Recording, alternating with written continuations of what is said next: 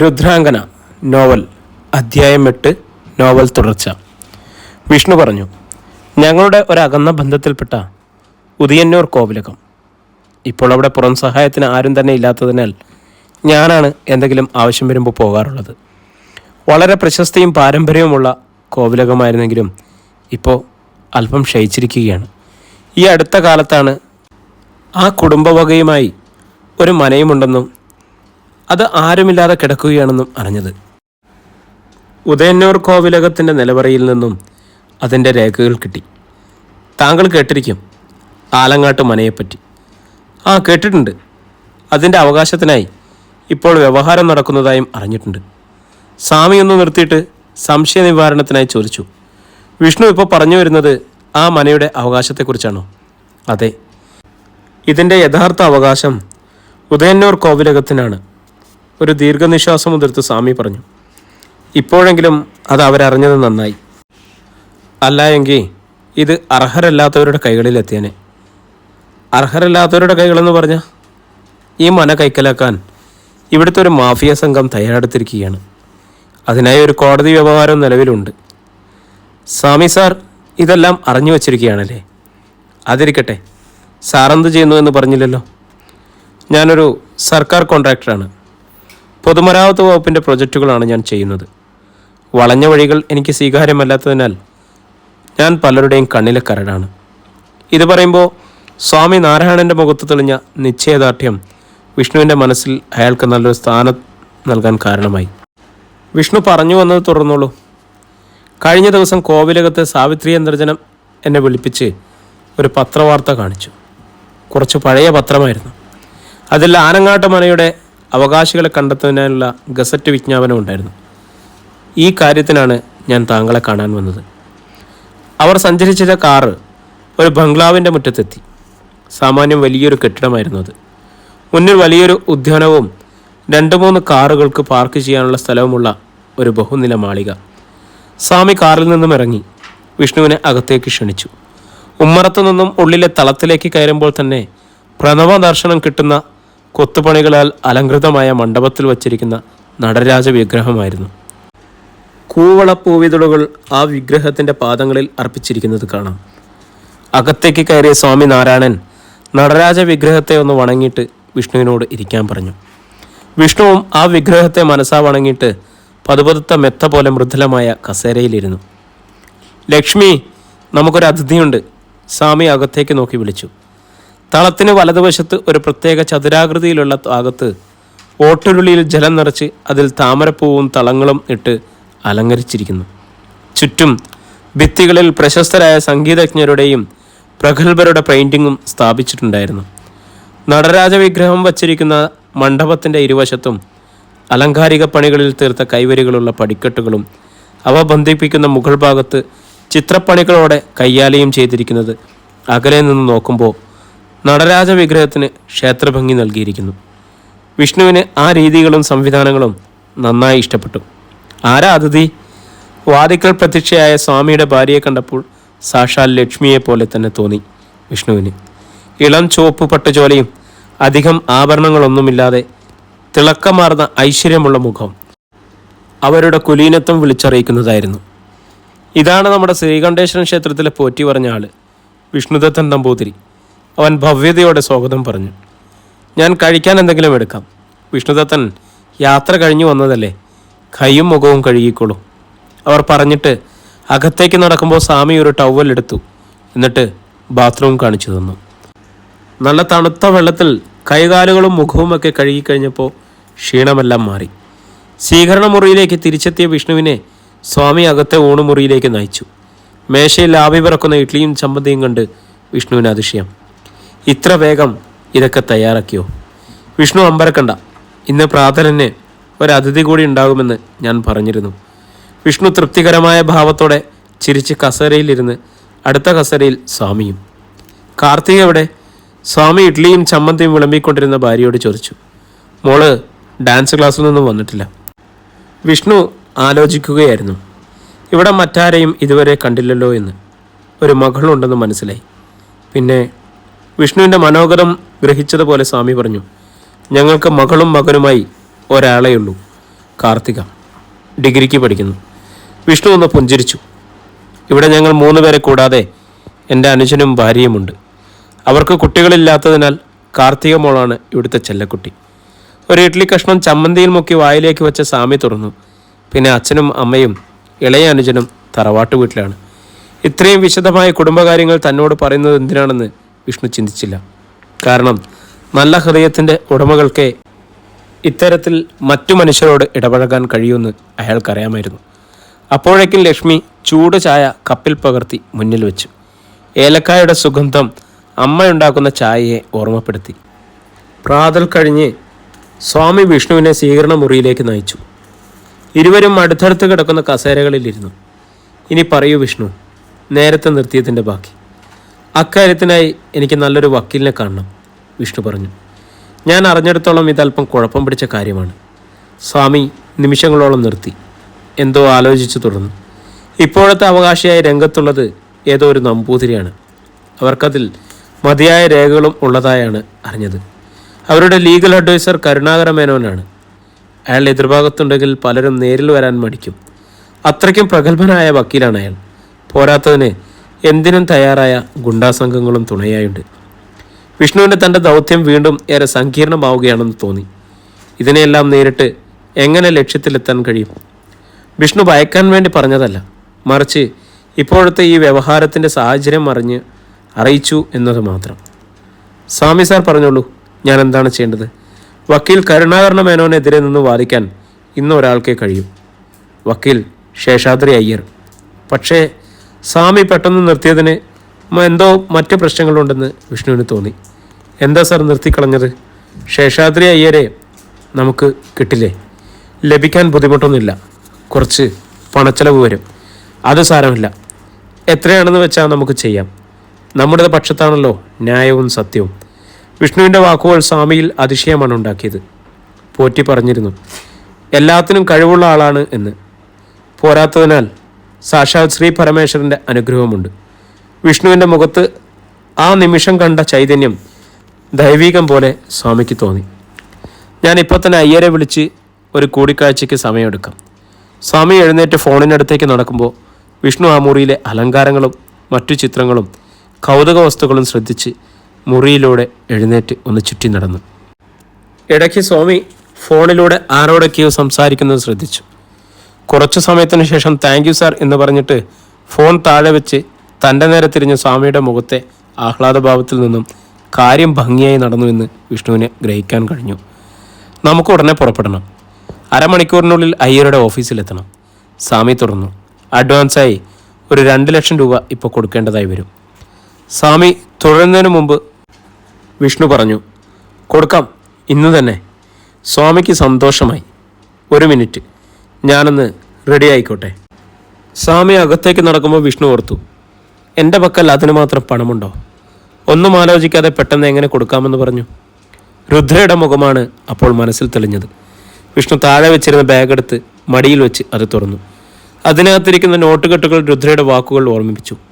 വിഷ്ണുവിന് ഓരോ സമയവും ആവശ്യമായി വരുന്ന ധനം യഥാവിധി ഈ പെട്ടിയിൽ നിന്നും തന്നെ ലഭിക്കും. പെട്ടെന്ന് ഓർമ്മിച്ചതുപോലെ രേഖകളിലിരിക്കുന്ന പൊതിയെടുത്ത് അഴിച്ച് അതിനകത്തേക്ക് നോക്കിയ വിഷ്ണു ശരിക്കും ഞെട്ടി. താനെടുത്ത പകർപ്പുകളല്ലാതെ അതിൻ്റെ അസൽ അതിലുണ്ടായിരുന്നില്ല. പകർപ്പുണ്ടാക്കി കഴിഞ്ഞാൽ ഈ അസൽ ആധാരങ്ങൾ ഞാൻ തിരിച്ചെടുക്കും. പിന്നീട് ആവശ്യമായി വരുന്ന ഘട്ടത്തിൽ മാത്രം അത് വിഷ്ണുവിന് പ്രാപ്തമാക്കും. രുദ്രയുടെ വാക്കുകൾ വീണ്ടും സ്മൃതിയിലെത്തി. എന്താ വിഷ്ണു, പുറപ്പെടുകയല്ലേ? സ്വാമിയുടെ ശബ്ദം വിചാരങ്ങൾക്ക് വിരാമമിട്ടു. ഇല്ല, തടസ്സമൊന്നുമില്ല, ഇറങ്ങാം. ഇരുവരും വരാന്തയിലേക്ക് ഇറങ്ങിയപ്പോൾ സ്വാമിയുടെ ഭാര്യ ലക്ഷ്മിയും ഉമ്മറത്തെത്തി. പുഞ്ചിരിയോടെ വിഷ്ണുവിനെ യാത്രയാക്കി. ഇടയ്ക്ക് വീണ്ടും പട്ടണത്തിൽ വരുമ്പോൾ ഇവിടേക്ക് കൂടി കയറണമെന്ന് ഓർമ്മിപ്പിക്കാനും ആതിഥേയ മര്യാദയുള്ള ആ സ്ത്രീ മറന്നില്ല. വിഷ്ണുവിന് അവരുടെ സംഭാഷണവും പെരുമാറ്റവും നന്നായി ബോധിച്ചു. അധ്യായം 14. ആഭ്യന്തരമന്ത്രി രാജരാജൻ തൻ്റെ സെക്രട്ടറിയുടെ മുഖത്തേക്ക് അർദ്ധഗർഭമായൊന്ന് നോട്ടമയച്ചു. സെക്രട്ടറിയും മനസാക്ഷി സൂക്ഷിപ്പുകാരനുമായ ജോസഫിന് ആ ക്ഷണം തന്നെ കാര്യം മനസ്സിലായി. മന്ത്രിയുടെ മുന്നിലിരുന്ന സുലൈമാൻ സേട്ടിനെ നോക്കി ഒരു ക്ഷമാപണം നടത്തിയിട്ട് ജോസഫ് പുറത്തേക്ക് പോയി. ആവർത്തനത്തിൻ്റെ ശൈലിയും എന്നാൽ അല്പം ഭീഷണിയുടെ സ്വരത്തിലുമാണ് സുലൈമാൻ സേട്ട് സംസാരിച്ചിരുന്നത്. ഇതൊന്ന് അവസാനിപ്പിക്കുന്നതിനാലാണ് മന്ത്രി ആവശ്യപ്പെട്ടതെന്ന് ജോസഫിന് മനസ്സിലായിരുന്നു. സേട്ടിനി ആ കാര്യം തന്നെ പലയാവർത്തി പറഞ്ഞുകൊണ്ടിരിക്കുന്നതിൽ കൂടുതൽ പ്രയോജനമൊന്നും ഉണ്ടാവാൻ പോകുന്നില്ല. രാമരാജൻ ഒന്ന് നിർത്തി സേട്ടിൻ്റെ മുഖത്തേക്ക് നോക്കിക്കൊണ്ട് തുറന്നു. ആഭ്യന്തരമന്ത്രി എന്ന നിലയിൽ എനിക്ക് ചെയ്യാൻ കഴിയുന്നതിന് ഒരു പരിധിയുണ്ട്.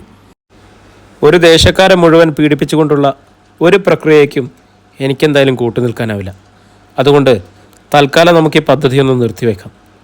മിസ്റ്റർ മന്ത്രി, തൊല്ലി ഈർഷ്യയോടെ സേട്ട് തുറന്നു. ഇതെൻ്റെ മാത്രം പ്രശ്നമല്ല എന്നറിയാലോ. ആ ദേശത്ത് അങ്ങനെ ഒരു ഷോപ്പിംഗ് കോംപ്ലക്സ് വന്ന നേട്ടം നമുക്കെല്ലാവർക്കും ഉണ്ട്. അത് മറക്കണ്ട. ഇതൊന്നും മറന്നിട്ടില്ല, അറിയാഞ്ഞിട്ടുമല്ല. എൻ്റെ ഇപ്പോഴത്തെ നിലനിൽപ്പിൻ്റെ കാര്യമാണ്. മന്ത്രി ക്ഷണനേരത്തെ മൗനത്തിന് ശേഷം തുറന്നു. എന്തായാലും സക്രിയാസിനും മേനോനും ഒന്ന് വന്നോട്ടെ. അതുവരെ സേട്ടൊന്ന് ക്ഷമിക്കി. സുലൈമാൻ സേട്ടനെ പിണക്കുന്നത് ബുദ്ധിയില്ലെന്ന് രാമരാജന് അറിയാമായിരുന്നു.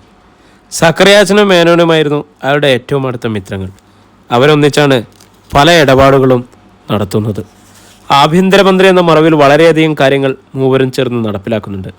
അത് പാർട്ടിയിലോ ജനങ്ങളിലോ ഇതുവരെ ഒരു സംശയങ്ങൾക്കും ഇട നൽകിയിട്ടില്ല. കൂട്ടുകക്ഷി ഭരണത്തിൽ സേട്ടിൻ്റെ പാർട്ടി അവിഭാജ്യ ഘടകമായതിനാൽ അയാളുടെ സ്വാർത്ഥ താല്പര്യങ്ങൾക്കും കൂട്ടുനിന്നിട്ടുണ്ട്. പക്ഷേ ഇപ്പോൾ സേട്ടിൻ്റെ ആവശ്യം അംഗീകരിക്കാൻ പ്രയാസമായതിനാൽ രാമരാജന് കുറച്ച് സമയം ആവശ്യമായിരുന്നു. സേട്ടിൻ്റെ മുഖത്തെ അതൃപ്തി കണ്ടില്ലെന്ന് നടിച്ച് അദ്ദേഹം പറഞ്ഞു, സേട്ടെ, നമ്മളിത് വേണ്ടെന്ന് വയ്ക്കുകയല്ല, തൽക്കാലം നീട്ടിവെക്കുന്നുവെന്ന് മാത്രം. അത് കേട്ടിട്ടും സുലൈമാൻ സേട്ടിൻ്റെ മുഖം തെളിഞ്ഞില്ല. ദേ, നമ്മളൊരു കാര്യം പറഞ്ഞേക്കാം. നിങ്ങൾ 3 പേരും കൂടി ആലോചിച്ച് ചിന്തിച്ച് ആലങ്ങാട്ട് മനേൻ്റെ കാര്യം കോടതി കയറ്റിയ പോലെ ഇതും കല്ലത്താക്കാൻ നമ്മൾ സമ്മതിക്കില്ല. മന്ത്രി എന്തോ പറയാൻ തുടങ്ങുന്നതിന് മുമ്പ് തന്നെ ഇൻ്റർകോം ശബ്ദിച്ചു. യെസ് രാമരാജൻ. റിസീവർ എടുത്ത് മന്ത്രി പറഞ്ഞു. മറുതലയ്ക്കിൽ നിന്നും കേൾക്കുന്നത് ശ്രദ്ധിച്ച് രാമരാജൻ എഴുന്നേറ്റു. ശരി, ഞാനിതാ എത്തി. റിസീവർ താഴെ വെച്ച് മന്ത്രി എഴുന്നേറ്റു. മുഖ്യനാണ്, സേട്ടിനോടായി പറഞ്ഞു. കോൺഫറൻസ് റൂമിലേക്ക് ഉടനെ എത്തണമെന്ന്. സേട്ടിരിക്കി, ഞാൻ ജോസഫിനെ ഇങ്ങോട്ടേക്കാം. രാമരാജൻ പെട്ടെന്ന് തന്നെ വെളിയിലേക്ക് നടക്കുമ്പോൾ എന്തോ ചോദിക്കാനായി സേട്ട് വാതുറന്നെങ്കിലും മിണ്ടാനായില്ല. മന്ത്രി പോയി ഏതാനും നിമിഷങ്ങൾക്കകം സെക്രട്ടറി ജോസഫ് അകത്തേക്ക് വന്നു. സാറിന് എന്താണ് കഴിക്കാൻ വേണ്ടത്? ജോസഫ് ഭവ്യതയോട് ചോദിച്ചു. ചായയോ കാപ്പിയോ എന്താണെന്ന് പറഞ്ഞാൽ? ജോസഫിനെ തുടരാൻ അനുവദിക്കാതെ മുഖത്തേക്ക് തറപ്പിച്ച് നോക്കി പിറുപിറുത്ത് സേട്ട് പുറത്തേക്ക് നടന്നു. ജോസഫ് മന്ത്രിയുടെ സ്വീകരണ മുറിയിലേക്ക് കടന്നു ചെല്ലുമ്പോൾ രാമരാജൻ കട്ടിലിലെ ചാരിൽ തലയിണ വെച്ച് അതിലേക്ക് ചാഞ്ഞ് മെത്തയിലിരിക്കുകയായിരുന്നു. ജോസഫേ, അയാളെ ഇങ്ങനെ വിട്ടാൽ പറ്റില്ല. എന്തെങ്കിലും അയാൾക്ക് അഹിതമല്ലാത്ത തരത്തിൽ ചെയ്തേ പറ്റൂ. മന്ത്രി സ്വകാര്യ മുറിയിലായിരിക്കുമ്പോൾ ഉപയോഗിക്കുന്ന പതിവ് പാനീയമായ വിദേശമദ്യം കൃത്യമായ അളവിൽ വെള്ളവും ഐസും ചേർത്തെടുക്കുന്നതിനിടയിൽ ജോസഫ് പറഞ്ഞു. എന്തായാലും ഇന്ന് സേട്ട് തിരിച്ചു പോയല്ലോ. എന്താണ് വേണ്ടതെന്ന് വൈകിട്ട് മേനോനും സക്രിയാച്ചനും വന്നിട്ട് തീരുമാനിക്കാമെന്നാണ് എനിക്ക് തോന്നുന്നത്. ജോസഫ് കൊടുത്ത മദ്യം വാങ്ങി ഒരിറക്ക് കഴിച്ച് രാമരാജൻ പറഞ്ഞു. നീ പറയുന്നത് ശരി തന്നെ. എന്നാലും സക്രിയാച്ചനോട് ഇതൊന്ന് മുൻകൂട്ടി സൂചിപ്പിച്ച് വെക്കുന്നത് നല്ലതാണ്. കട്ടിലിനടുത്ത് തന്നെ കസരയിലിരുന്നിരുന്ന ജോസഫിനെ ഒന്ന് നോക്കിയിട്ട് കയ്യിലിരുന്ന ഗ്ലാസ്സിൽ നിന്നും മദ്യം കുറച്ചുകൂടി കഴിച്ചു.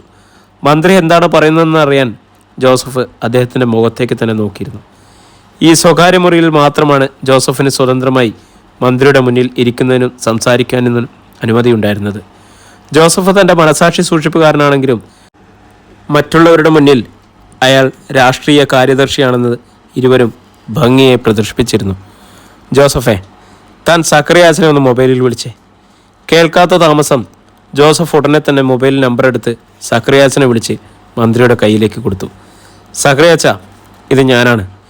ലൈൻ കിട്ടിയ ഉടനെ രാമരാജൻ പറഞ്ഞു. പക്ഷെ തുടർന്ന് സംസാരിക്കുന്നതിന് മുമ്പ് തന്നെ മറുതലക്കിൽ നിന്നും കേട്ടത് അദ്ദേഹത്തിൻ്റെ സിരകളെ തളർത്തിക്കളഞ്ഞു.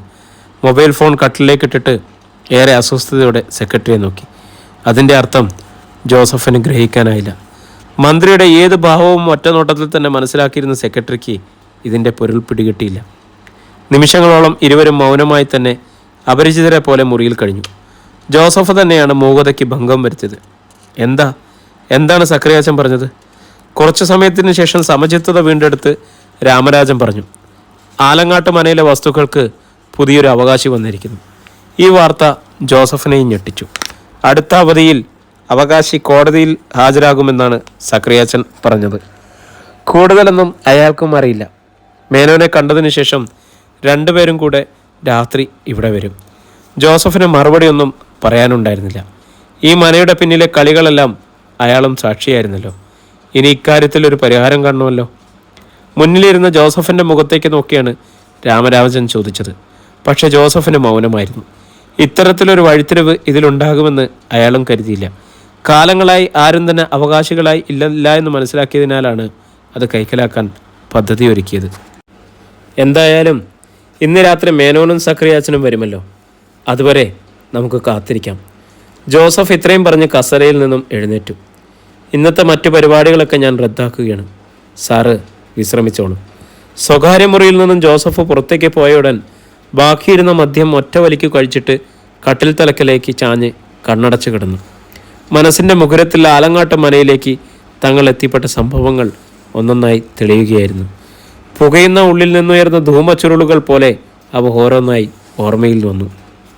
എത്രയോ സങ്കീർണമായ പ്രശ്നങ്ങളെ താനും സക്രിയാച്ചനും മേനോനും അടങ്ങുന്ന മൂവർ സംഘം പരിഹരിച്ചിരിക്കുന്നു. മന്ത്രി എന്ന അധികാരവും എന്തിനേയും ആരെയും നേരിടാനുള്ള കഴിവുള്ള ഗുണ്ടാ സംഘങ്ങളുടെ സക്രിയാച്ചനും നിയമത്തിൻ്റെ ഏത് നൂലാമലകളെയും അഴിയാക്കുരുക്കളെയും സുഗമമായി പരിഹരിക്കാൻ കഴിവുള്ള മേനോനും അപ്രാപ്യമായി ഇതുവരെ ഒന്നും തന്നെ ഉണ്ടായിരുന്നില്ല. ഇതും അതുപോലെ അവസാനിപ്പിക്കാൻ കഴിയുമോ? ഉത്തരമില്ലാത്ത സമസ്യ പോലെ ആ ചോദ്യം രാമരാജൻ്റെ ഹൃദയധമനികളിൽ പ്രതിഫലിച്ചു നിന്നു. ആലങ്ങോട്ട് ശിവക്ഷേത്രത്തോടനുബന്ധിച്ച് കിടന്നിരുന്ന മനയും സ്ഥലവും ആ ക്ഷേത്രത്തിൻ്റെ പൂജകൾ നടത്തിയിരുന്ന ഭട്ടതിരിപ്പാടിൻ്റെയും കുടുംബക്കാരുടെയും അധീനതയിലായിരുന്നു. ശരിയായ രേഖകളൊന്നും തന്നെ ആ കുടുംബക്കാരുടെ പക്കലില്ലാത്തതിനാൽ പുരാവസ്തു വകുപ്പ് ആ മന ഏറ്റെടുക്കാൻ തയ്യാറായി. അതിൻ്റെ മുന്നാടിയായി ഏതെങ്കിലും അവകാശികൾ ജീവിച്ചിരിപ്പുണ്ടോ എന്നറിയാൻ അവരൊരു വിജ്ഞാപനം ഇറക്കി. അതിൽ പറഞ്ഞിരിക്കുന്നതിന് പ്രകാരം നിശ്ചിത ദിവസത്തിനുള്ളിൽ രേഖകളുമായി ആരും എത്തിയില്ലെങ്കിൽ വസ്തുവകകൾ വകുപ്പ് ഏറ്റെടുക്കും. സുലൈമാൻ സേട്ടിൻ്റെ മരുമകനായിരുന്നു അവിടുത്തെ രജിസ്ട്രാർ. ആ രജിസ്ട്രാർ വഴി സേട്ട് ആ സ്ഥലത്തിൻ്റെയും മനയുടെയും ഉടമസ്ഥാവകാശം അയാളുടെ വിധേയത്തിൽ കഴിഞ്ഞിരുന്ന വാസുദേവൻ നമ്പൂതിരിയുടെയും കുടുംബക്കാർക്കായി തണ്ടപ്പേരധികാര രേഖകൾ കൃത്രിമമായി ഉണ്ടാക്കിയെടുത്തു. നിയമപരമായി ഇത് സ്ഥാപിച്ചെടുക്കാൻ സേട്ട് സമീപിച്ചത് മേനോൻ്റെ ബന്ധുവായ വക്കീലിനായിരുന്നു. വർഷങ്ങൾക്ക് മുമ്പ് നാട്ടിൽ നിലവിലുണ്ടായിരുന്ന ചെമ്പുപട്ടയത്തിൻ്റെ ചുവട് വെച്ചാണ് പ്രമാണങ്ങൾ തയ്യാറാക്കിയത്. ഇതിൽ ചെറിയൊരു സംശയം തോന്നിയ വക്കീല് മേനോനെ ഈ രേഖകൾ കാണിച്ചു. ആലങ്ങാട്ട് മനയുടെ പശ്ചാത്തലം ഏകദേശം അറിയാമായിരുന്ന മേനോൻ സക്രിയാച്ചനെയും മന്ത്രിയെയും വിവരമറിയിച്ചു. ഇത് കൈക്കലാക്കിയാൽ ഉണ്ടാവാനിടയുള്ള നേട്ടങ്ങളെക്കുറിച്ചും വിശദമായി ചർച്ച ചെയ്തു. മന്ത്രിസഭയിലെ ഘടകകക്ഷികളിൽ പ്രധാനിയായ സുലൈമാൻ സേട്ടിനെ വശത്താക്കി സംയുക്തമായി ഇതിൻ്റെ കരുക്കൾ നീക്കി.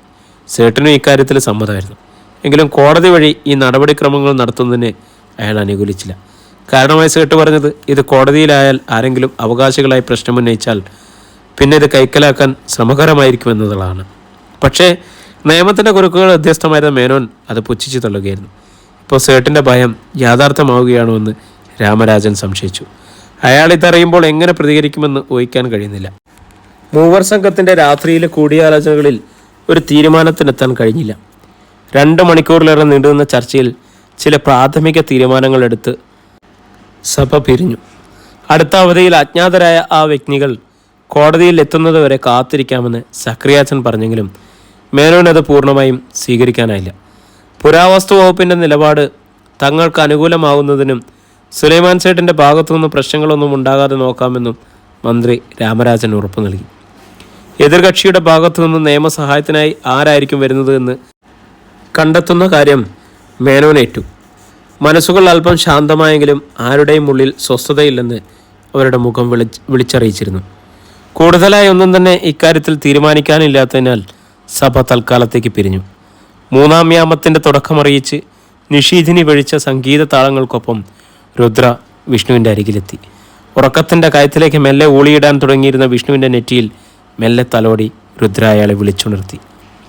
വശ്യമോഹനമായ ആ സുരസുന്ദരിയുടെ മുഖത്തേക്ക് പുഞ്ചിരിയോടെ നോക്കി വിഷ്ണു ഉണർന്ന് കട്ടിലിൻ്റെ തലക്കിൽ ചാരിയിരുന്നു.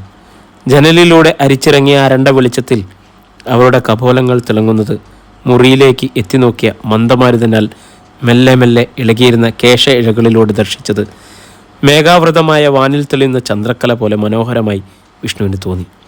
വിഷ്ണു! മനോല്ലാസമായി ആസ്വദിച്ചിരുന്ന വിഷ്ണുവിനെ തട്ടിയുണ്ടെത്തി രുദ്ര വിളിച്ചു. അതിന് മറുപടിയായി മന്ദസ്മിതത്തോടെ വിഷ്ണു അവളുടെ തോളോട് ചേർന്നിരുന്നു. ഇനി നമുക്ക് വളരെ പ്രധാനമായ ചില തീരുമാനങ്ങൾ എടുക്കണം. ശ്രദ്ധയോടെ വീക്ഷിച്ചിരുന്ന വിഷ്ണുവിൻ്റെ കണ്ണുകളിലേക്ക് നോക്കി രുദ്ര തുടർന്നു. സാവിത്രി അന്തർജനത്തിൻ്റെ പേരിൽ വ്യവഹാരത്തിൽ കക്ഷി ചേർക്കുന്നതിനുള്ള നടപടിക്രമങ്ങൾ കഴിഞ്ഞുവല്ലോ. ഈ വിവരം ഉദയന്നൂർ കോവിലകത്തെ അവകാശികൾ അറിഞ്ഞിട്ടില്ല. അതെ, രുദ്ര പറഞ്ഞതിൽ പ്രകാരമാണ് ഇതുവരെ ചെയ്തത്. വിഷ്ണു തുടർന്നു. അതിനെന്താണ് ചെയ്യേണ്ടത്? ഞാൻ പറഞ്ഞത് ഇത് തന്നെയാണ്. ഇനിയുള്ള പ്രവർത്തനങ്ങൾക്ക് വേണ്ടി വിഷ്ണുവിൻ്റെ ഏറെ സമയം ചെലവഴിക്കേണ്ടതായി വരും. ആയതിനാൽ വിഷ്ണു ഈ ജോലി അവസാനിപ്പിച്ച് വീട്ടിലേക്ക് പോകണം. വിഷ്ണുവിന് ഈ അഭിപ്രായം അത്ര സ്വീകാര്യമായി തോന്നിയില്ല. തൻ്റെ വീട്ടിലുള്ളവർ ഇപ്പോൾ ഏറെ സംതൃപ്തിയിലാണ്. മാസങ്ങളായി ഒരു സ്ഥിര വരുമാനം ഉണ്ടായതോടെ അച്ഛൻ തിരുമേനി നല്ല സന്തോഷത്തിലാണെന്ന് കത്തുകൾ വായിക്കുമ്പോൾ മനസ്സിലാക്കിയിട്ടുണ്ട്. വിഷ്ണു അക്കാര്യത്തിൽ പ്രയാസപ്പെടേണ്ട. വിഷ്ണുവിൻ്റെ അന്തരംഗം വായിച്ചറിഞ്ഞ് രുദ്ര തുടർന്നു. വിഷ്ണുവിൻ്റെ ഈ ജോലിയുടെ കാലാവധി അവസാനിപ്പിക്കാൻ കുറച്ചുനാൾ കൂടിയല്ലേ ഉള്ളൂ. ഇനി തുടരുന്നില്ല എന്നറിയിച്ച് വീട്ടിലേക്ക് മടങ്ങുക. അവിടുത്തെ ആവശ്യങ്ങളെല്ലാം പരിഹരിക്കുന്നതിന് ആവശ്യമായ ധനവും വിഷ്ണുവിൻ്റെ പക്കലുണ്ടാവും. കുറച്ചുനാൾ ഗ്രഹത്തിൽ തങ്ങി എല്ലാ കാര്യവും ശരിയാക്കിയിട്ട് ജോലിയിലേക്ക് മടങ്ങുന്നു എന്നറിയിച്ച് ഞാൻ പറയുന്ന സ്ഥലത്തേക്ക് വിഷ്ണു എത്തണം. കൂടാതെ വിഷ്ണുവിൻ്റെ വീട്ടിലേക്ക് ഞാനും കൂട്ടിനുണ്ടായിരിക്കും. ഏതോ കടങ്കഥ കേൾക്കും പോലെയാണ് വിഷ്ണു ഇത് കേട്ടിരുന്നത്. കടൽ കടന്നെത്തിയ രാജകുമാരനെ പോലെ കൈനിറയെ കാശുമായി വീട്ടിലെത്തുന്നു. എല്ലാവർക്കും അത്ഭുതം വിരിയിച്ച് പ്രശ്നങ്ങളൊക്കെ പരിഹരിക്കുന്നു. എല്ലാവർക്കും സന്തോഷവും സമാധാനവും നൽകി വീണ്ടും തിരശ്ശീലയ്ക്ക് പിന്നിലേക്ക് മറിയുന്നു. വിഷ്ണുവിൻ്റെ ചുണ്ടിൽ വിരിഞ്ഞ അരണ്ട ചിരിയുടെ അർത്ഥം ഗ്രഹിച്ച് രുദ്ര തുടർന്നു. ഇത്രയ്ക്കധികം ചിന്തിക്കേണ്ട കാര്യമുണ്ടോ വിഷ്ണു? ഇതുവരെ സംഭവിച്ചതെല്ലാം വിചാരങ്ങൾക്ക് അതീതമായിരുന്നില്ലേ? ഇനിയും അങ്ങനെ തന്നെയെന്ന് കരുതൂ. വിഷ്ണുവിന് തൊല്ല് ജാളിത തോന്നി. അങ്ങനെയൊക്കെ ചിന്തിച്ചതിന് എല്ലാം രുദ്ര മനസ്സിലാക്കുമെന്ന് ഓർമ്മിക്കേണ്ടതായിരുന്നു. ആർക്കും കാണാനാവാത്ത വിധം വിരലിലെ രക്തമോതിരത്തിലേക്ക് നോക്കിയ വിഷ്ണു അതിൽ രുദ്രയുടെ മുഖം കണ്ടു. മനസ്സിലെ ചാഞ്ചല്യം വിട്ടകന്ന് വീണ്ടും അയാൾ രുദ്രയുടെ മുഖത്തേക്ക് നോക്കി. നന്നായിരിക്കുന്നു, രുദ്ര പറഞ്ഞു. ഇങ്ങനെയായിരിക്കണമെന്നു. മനസ്സിൽ ചഞ്ചലതയോ സങ്കോചമോ തോന്നിയാൽ വിരൽ ധരിച്ചിരിക്കുന്ന അങ്കുലയത്തിൽ ഒരു നിമിഷം ശ്രദ്ധിക്കൂ. എല്ലാം ശാന്തമാകും. വിഷ്ണുവിൻ്റെ മനസ്സിൽ ഇപ്പോൾ നല്ല ഉന്മേഷം തോന്നി തുടങ്ങിയിട്ടുണ്ട്. ഇനി ഞാൻ മടങ്ങുന്നു. ഗ്രഹത്തിലേക്കുള്ള യാത്രയ്ക്ക് തയ്യാറായിക്കോളൂ. വിഷ്ണുവിൻ്റെ ചാരത്തു നിന്നും രുദ്ര എഴുന്നേറ്റ് വലതു കൈത്തലം അയാളുടെ നെറ്റിയിൽ ഒരു നിമിഷം വെച്ചിട്ട് പുഖമറയ്ക്കുള്ളിലേക്ക് മാഞ്ഞു. അതുവരെ നകന്നു നിന്നിരുന്ന നിദ്ര ക്ഷണത്തിനുള്ളിൽ തന്നെ വിഷ്ണുവിനെ പുണർന്ന് പൂർണ്ണ സുഷുപ്തിയിലേക്ക് നയിച്ചു. അപ്പോൾ നിഷയുടെ 4-ാം യാമത്തിലെ ആദ്യപാദം കഴിഞ്ഞിരുന്നു. ഇന്ന് പതിവ് പോലെ തന്നെ താമസിച്ചാണ് ഉണർന്നത്. വേലുവിന് ഈയിടെ ചില സംശയങ്ങളൊക്കെ ഉണ്ടെന്ന് തോന്നുന്നു. താനിപ്പോൾ പലപ്പോഴും ഉണരുന്നത് താമസിച്ചാണ്. കൂടാതെ ഇടയ്ക്കൊക്കെ വേലുവിനെ ഇവിടെ നിൽക്കാൻ ഏൽപ്പിച്ച് പുറത്തേക്ക് പോകുന്നു. ഒരു ദിവസം ഒന്ന് സൂചിപ്പിക്കുകയുമുണ്ടായി. സാറെന്താ ഇപ്പോൾ ഇടയ്ക്കിടയ്ക്ക് പുറത്തേക്ക് പോകുന്നല്ലോ എന്ന് ചോദിച്ചതിന് ചില അത്യാവശ്യ കാര്യങ്ങളൊക്കെ ഉണ്ടെന്ന് പറഞ്ഞൊഴിഞ്ഞു. അതയാളെ തൃപ്തനാക്കിയില്ലെന്ന് തോന്നി. എഴുന്നേറ്റ് പ്രഭാത കർമ്മങ്ങളൊക്കെ കഴിഞ്ഞ് ഉമ്മറത്തെ വരാന്തിയിലെത്തിയപ്പോൾ വേലു ചായയുമായി വന്നു. സ്ഥിരമായി എല്ലാ മാസവും 1000 രൂപ വീതം വേലുവിന് ലഭിക്കുന്നതിൻ്റെ ആത്മാർത്ഥത അയാളുടെ എല്ലാ പ്രവൃത്തികളിലും കാണുന്നുണ്ട്. ചായ കുടിച്ചുകൊണ്ടിരിക്കുമ്പോൾ വേലു പ്രാതലിനുള്ള ഉപ്പുമാവ് തയ്യാറാക്കുകയായിരുന്നു. ഉപ്പുമാവും കാച്ചിയ പപ്പടവും അയാൾക്കേറെ ഇഷ്ടമാണെന്ന് തോന്നി. എന്നും ഇപ്പോൾ അതാണ് ഉണ്ടാക്കുന്നത്.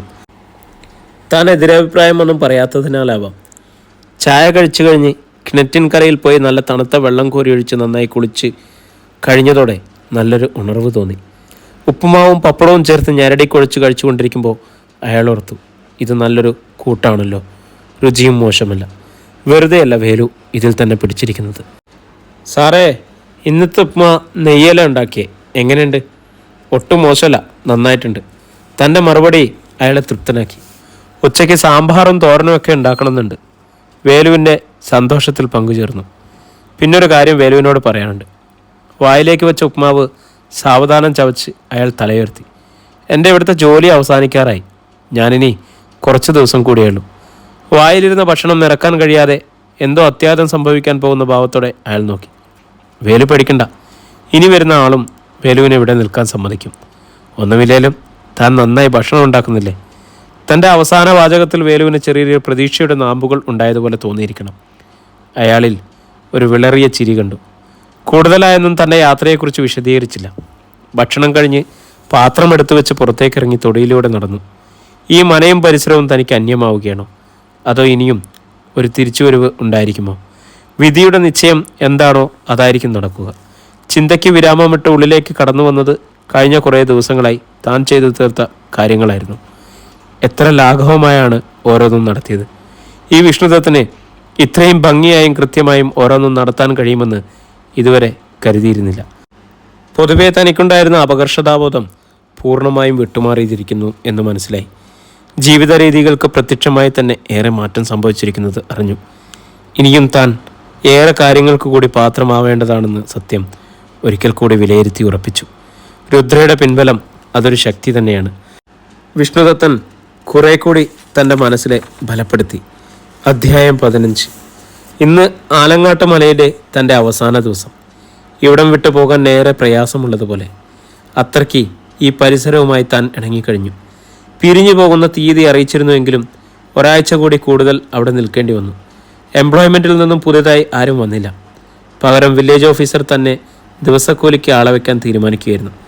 ഓഫീസർ പീതാംബരൻ സാറിന് തന്നോടൊരു പ്രത്യേക സ്നേഹം കൊണ്ട് വേലുവിനെ തൽക്കാലം ഇവിടെ ഒരു കാവൽക്കാരനായി വെക്കാൻ ശുപാർശ നടത്തിയത് അദ്ദേഹത്തിന് സ്വീകരിച്ചു. വേലുവിനായിരുന്നു ഇക്കാര്യത്തിൽ ഏറ്റവും വലിയ സന്തോഷം. കണ്ണിൽ പൊടിഞ്ഞ രണ്ടിറ്റ് കണ്ണീരായിട്ടാണ് അയാളത് പ്രകടമാക്കിയത്. അത്താഴത്തിനുള്ളതെല്ലാം തയ്യാറാക്കി വെച്ചിട്ട് വേലു പോയതിനു ശേഷം വെറുതെ കട്ടിലിൽ കണ്ണടച്ചു കിടന്നു. ഇവിടുത്തെ അവസാനത്തെ രാത്രി.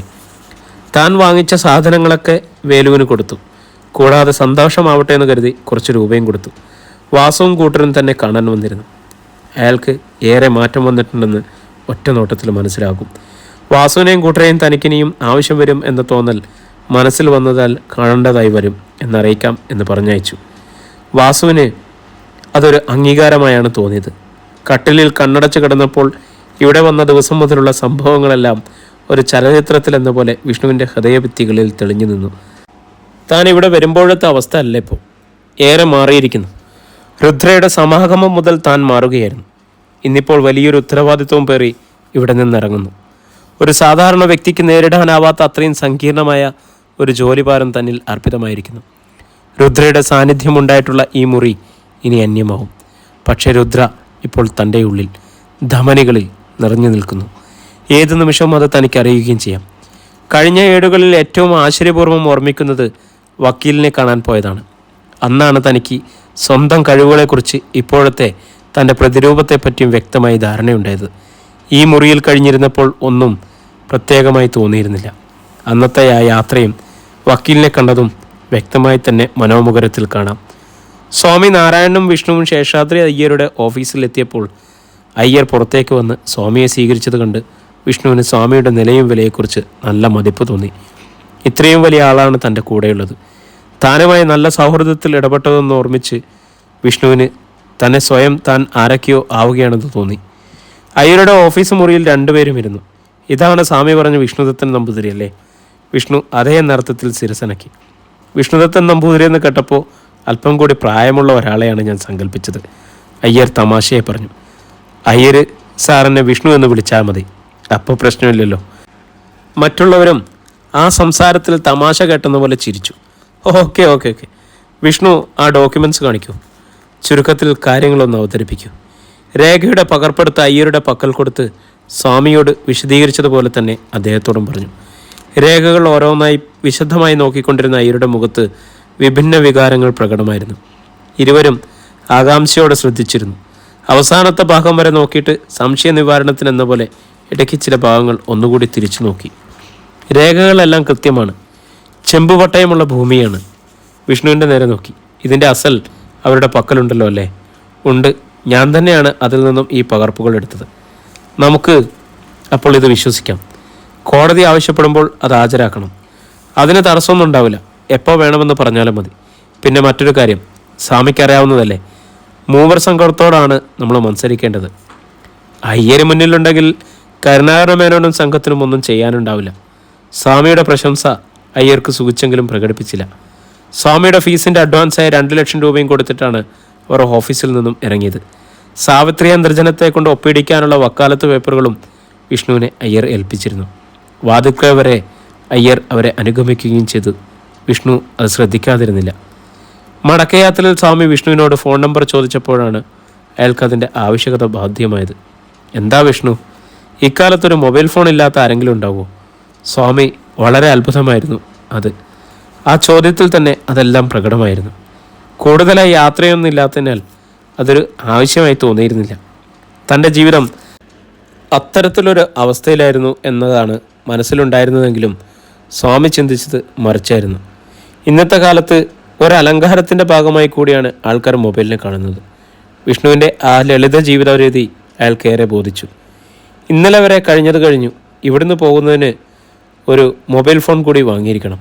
സ്വാമിയുടെ സ്വരത്തിൽ ഒരു രക്ഷിതാവിനെ പോലുള്ള അധികാരധ്വനി ഉണ്ടായിരുന്നത് വിഷ്ണു അറിഞ്ഞു. പക്ഷേ അത് വിഷ്ണു അംഗീകരിക്കുകയായിരുന്നു. ഒന്നിനു പകരം 2 ഫോണുകളും അതിന് സിം കാർഡും വിഷ്ണു വാങ്ങി. രണ്ടാമത്തേത് അനിയത്തിക്കാണോ എന്ന സ്വാമിയുടെ ചോദ്യത്തിന് അല്ല, അമ്മയ്ക്കാണ് എന്ന വിഷ്ണുവിൻ്റെ മറുപടി സ്വാമി നാരായണന് അയാളെപ്പറ്റിയുള്ള മതിപ്പ് വർദ്ധിപ്പിച്ചു. രണ്ടുപേരും മൊബൈൽ കടയിൽ നിന്നും ഇറങ്ങി കാറിലേക്ക് കയറുമ്പോൾ എതിരെ വന്ന ഒരു കാവ്യവേഷധാരി വിഷ്ണുവിൻ്റെ മുഖത്തേക്ക് തറപ്പിച്ചു നോക്കി. തീക്ഷ്ണമായിരുന്നു ആ കണ്ണുകൾ. ആ കാവ്യവസ്ത്രധാരി തൻ്റെ കയ്യിലിരുന്ന ഒരു തുണ്ട് കടലാസ് സ്വാമിയുടെ പക്കൽ കൊടുത്തു. അതിലെ വിലാസം എവിടെയാണെന്ന് അന്വേഷിച്ചു. സ്വാമി വിലാസം പറഞ്ഞു കൊടുക്കുമ്പോഴും അയാളുടെ നയനങ്ങൾ വിഷ്ണുവിലായിരുന്നു. വിലാസം പറഞ്ഞിട്ട് സ്വാമി വണ്ടിയിലേക്ക് കയറിയതിന് പിന്നാലെ വിഷ്ണുവും സീറ്റിലേക്ക് കടന്നിരുന്നു. അകലേക്ക് നടന്നു നീങ്ങുന്ന കാവ്യവസ്ത്രധാരി വീണ്ടും തിരിഞ്ഞ് വിഷ്ണുവിനെ ശ്രദ്ധിക്കുന്നതിൽ എന്തോ അപാകതയുള്ളതുപോലെ തോന്നി. കാറ് മുന്നോട്ട് നീങ്ങുമ്പോൾ സ്വാമി പറഞ്ഞു, ഇവിടെ അടുത്തൊരു ആശ്രമമുണ്ട്. അതിൻ്റെ വിലാസമായിരുന്നു അയാൾ അന്വേഷിച്ചത്. സ്വയം താൻ ദൈവമാണെന്ന് അവതരിച്ച ഒരു സന്യാസി. വളരെയേറെ അനുയായികൾ ഇപ്പോൾ അയാൾക്കുണ്ട്. എന്തിനേറെ പറയണം, പ്രമുഖ രാഷ്ട്രീയക്കാർ വരെ ഇപ്പോൾ അവിടുത്തെ അന്തേവാസികളാണ്. വിഷ്ണുവിൻ്റെ മനസ്സിൽ നിന്നും ആ നോട്ടം മറഞ്ഞിരുന്നില്ല. വലതു കൈവിരലിലെ രത്നമോതിരത്തിലേക്ക് വിഷ്ണു ദൃഷ്ടി പായിച്ചു. പുഞ്ചിരി പഴിക്കുന്ന രുദ്രയുടെ മുഖം അയാൾക്ക് ആശ്വാസം നൽകി.